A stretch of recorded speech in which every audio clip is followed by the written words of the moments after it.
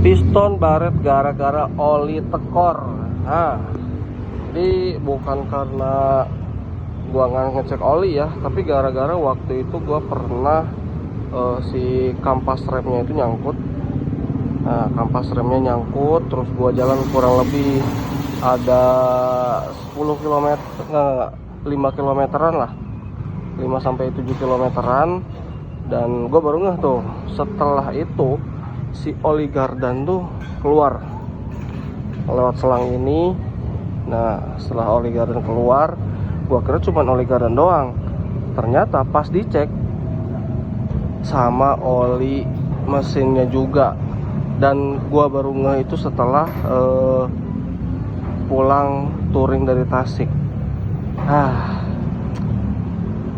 Salah guanya sih waktu gua ngecek, gua kira emang oli gardan doang yang sampai naik. Soalnya waktu dibuka box filternya itu sama sekali nggak ada indikasi oli mesin tuh naik. Ya bersih aja gitu. Tapi ternyata oli mesin ikut naik dan sampai benar-benar tekor.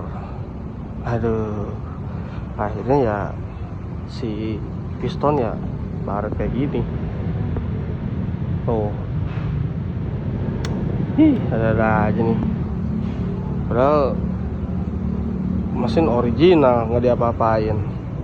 Ya udahlah, nggak apa-apa. Yang penting setelah ini motornya jadi fresh lagi, jadi enak lagi, jadi kayak baru. Karena sekaligus servis besar.